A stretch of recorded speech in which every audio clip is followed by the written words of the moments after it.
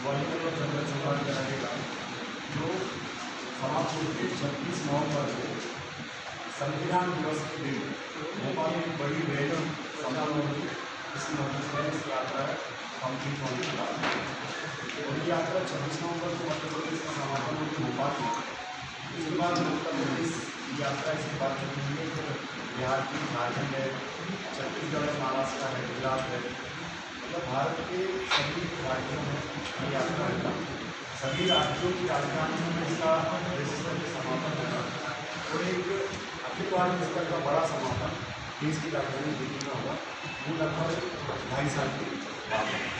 अभी इसका उद्देश्य आप जनता को क्या संदेश देना चाहते हैं यात्रा के माध्यम से? संविधान संदेश अधिकार रथ यात्रा के माध्यम से हम एक तो जनता को एक संदेश देना चाहते हैं। वर्तमान समय में जो केंद्र की सरकार है, सभी राज्य की सरकार है, ये इस भारत का जो संविधान है और भारत का जो संविधान जिसका स्वरूप लोकतांत्रिक है, इस लोकतांत्रिक संविधान के स्वरूप बड़ी तेजी से खंडित करने का काम वर्तमान की केंद्र सरकार और राज्य सरकार कर रही है। तो इस रथ यात्रा के माध्यम से भारत की 135 करोड़ जनता में ये संदेश देना चाहते हैं और संदेश देकर उनको जागरूक करके इकट्ठा करना चाहते हैं, जिससे भारत के संविधान की रक्षा की जा सके, भारत के लोकतंत्र की रक्षा की जा सके। और जिस तरह से ये निजी क्षेत्र का जो सरकारी क्षेत्रों का निजीकरण हो रहा है, उस निजीकरण को रोका जा सके। ओबीसी की जातिगत जनगणना जो 1931 से आज तक नहीं की जाती है, वो जातिगत जनगणना जो अगले साल 2021 में होगी, वो जातिगत जनगणना केंद्र सरकार जो ओबीसी का लाया है, जिससे कि ओबीसी के लोगों की जो 90 साल से गिनती नहीं की जाती है, वो गिनती और विश्लेषण है।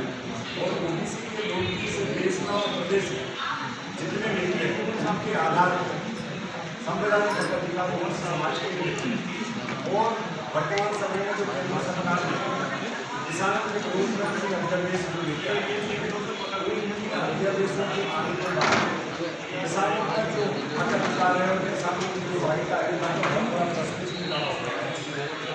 युवाओं को रोजगार का मुद्दा है, एससी के बैकलॉग का मुद्दा है, एसटी की 5वीं और 6वीं अनुसूची का मुद्दा है। इस तरह से ओबीसी में जो असंवैधानिक इंजीनियर लगाया और हिंदी समाज कमेटी को लागू करके ओबीसी में जो काम वर्तमान सरकार कर रही है। इस तरह से 14 मुद्दे हैं मैक्सिमम अधिकार के लिए ऐसे संकट के समय में भी अपनी जान को अपने समाज की जान में डाल के ये काम करने के सरकार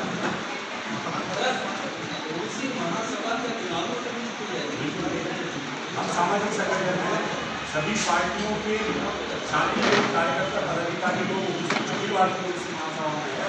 हमारा चुनाव उतरने का हम सिर्फ इतना चाहते हैं कि देश में संविधान सुरक्षित रहे, देश का लोकतंत्र सुरक्षित रहे और देश के किसान और युवा जो साथी हैं इनका घर द्वार चले, इनको रोजगार मिले, किसान सुरक्षित रहे, देश किसान रहे, उसके लिए हम लोग ऐसे संगठन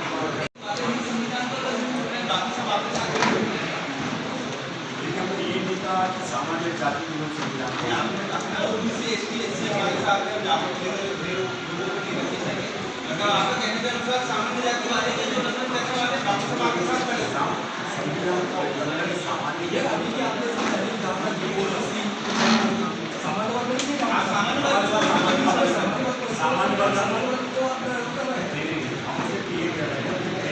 आज़ादी के बाद देश की आज़ादी के बाद इस देश को जो सत्ता प्राप्त करने का काम है वो हमारे सामान्य भाइयों के हाथ में और हमें जो अपना अधिकार चाहिए उन लोगों से चाहिए जिनके हाथ में अधिकार है।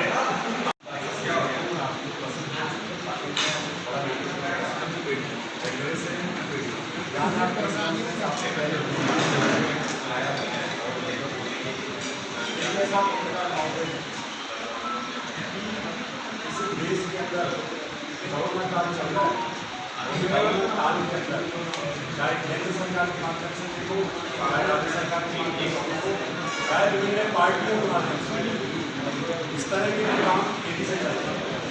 दूसरा, उनके सीधे नेतृत्व का ये उद्बोधन है, ये आह्वान है कि मध्य प्रदेश में निकलेगी, उसके बाद पूरे देश के जितने भी राज्य सभी जगह निकलेगी। इसी यात्रा का निकलने के पीछे मकसद सिर्फ इतना है, इससे देश में जो निजीकरण हो रहा है उसके खिलाफ में ओबीसी की जातिगत जनगणना पिछले 90 साल से इस देश में नहीं हो रही है, उसको कराने के लिए किसानों के खिलाफ में केंद्र सरकार के माध्यम से 3 अध्यादेश जो लाए गए हैं उनके विरोध में, और ओबीसी क्रिमिनल में बीपी शर्मा कमेटी की जो अनुशंसा लागू करने का प्रयास केंद्र सरकार कर रही है, उसके विरोध में, युवाओं को रोजगार नहीं मिल रहा, बेरोजगारी बढ़ती जा रही है, उसके समर्थन में, एससी की बैकलॉग भर्तियाँ कराने में, रिजर्वेशन एंड प्रमोशन के समर्थन में, और आदिवासियों का 5वीं और 6ठी अनुसूची लागू करने के लिए ऐसे 24 मुद्दों को लेकर हम पूरे देश में जन आंदोलन निर्माण कर रहे हैं, जिससे कि हमारे संविधान की रक्षा की जा सके, लोकतंत्र की रक्षा की जा सके,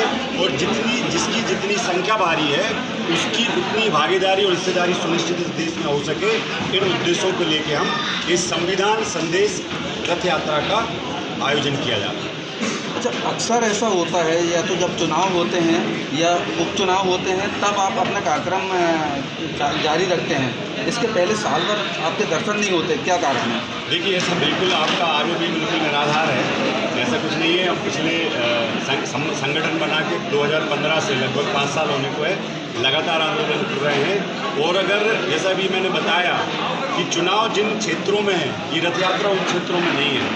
जहाँ चुनाव नहीं है वहाँ पे हम लोग जा रहे हैं, तो हमें चुनाव से कोई लेना देना नहीं है। हमें सिर्फ संविधान और हमारे हक अधिकारों से मतलब है, लोकतंत्र से और भागीदारी से मतलब है, युवाओं के मुद्दे और किसानों के मुद्दों से मतलब है। इस देश का जो 90% शोषित और पीड़ित जो समाज है, उस समाज के हक अधिकारों के लिए हम लोग ये रथ यात्रा निकालते हैं। थैंक यू आप सबको। जी सर। मैं ओबीसी ललित कुमार, राष्ट्रीय अध्यक्ष अखिल भारतीय ओबीसी महासभा। 24 सितंबर 2020 से मध्य प्रदेश की राजधानी भोपाल से संविधान संदेश अधिकार रथ यात्रा हम लोगों ने प्रारंभ की है। ये मध्य प्रदेश के सभी जिलों में होते हुए मध्य प्रदेश राज्य का जो समापन है 26 नवंबर को भोपाल में किया जाएगा। उसके बाद देश के अन्य राज्यों में ये यात्रा निकाली जाएगी और पूरे अखिल भारतीय स्तर पर इसका समापन देश की राजधानी दिल्ली में 2.5 वर्ष बाद किया जाएगा। ये रथ यात्रा निकालने के पीछे मकसद सिर्फ इतना है कि इस देश में जो तेज़ी से निजीकरण हो रहा है, देश में हो रहा निजीकरण संविधान और लोकतंत्र के विरुद्ध में है, इसलिए हम निजीकरण का विरोध करते हैं। लोकतंत्र में तो निजी क्षेत्रों का सरकारीकरण होना चाहिए, यहाँ तो उल्टा हो रहा है। दूसरा, ओबीसी की जो जातिगत जनगणना पिछले 90 साल से 1931 में लास्ट जनगणना हुई थी, उसके बाद से आज तक ओबीसी की गिनती नहीं की जा रही है। बड़ा दुर्भाग्य वाला विषय है कि जो देश में 65% से ज़्यादा जो ओबीसी समाज रहता है, इनके बच्चों को हक अधिकार का 74 साल हो गए, जो संख्या के आधार पर व्यवस्थापिका, कार्यपालिका, न्यायपालिका और मीडिया में जो हिस्सेदारी मिलना चाहिए था, वो हिस्सेदारी नहीं मिल पाई है। तो ओबीसी की गिनती हो और फिर उनको विधानसभा लोकसभा में सीटें सुरक्षित हो, नौकरियों में उनके IAS IPS उतने बने, न्यायपालिका में उनको सुप्रीम कोर्ट हाई कोर्ट में भागीदारी मिले, निजी क्षेत्र में मिले, मीडिया में मिले, और बजट आदि सभी जगह उनकी भागीदारी सुनिश्चित हो, ये हम लोगों का प्रयास है। उसके अलावा भारत में जो 80% किसान रहता है, इन वर्तमान में केंद्र सरकार ने किसान के विरोध में 3 अध्यादेश लेके आए हैं, जिससे पूरा किसान बर्बाद हो जाएगा और मजदूर बनने पर मजबूर हो जाएगा। तो ये 3 अध्यादेश जो केंद्र सरकार लेके आई है, इसका हम लोग विरोध करते हैं। उसके साथ साथ ओबीसी को विधानसभा लोकसभा में सीटों का सुरक्षित करने का मामला है।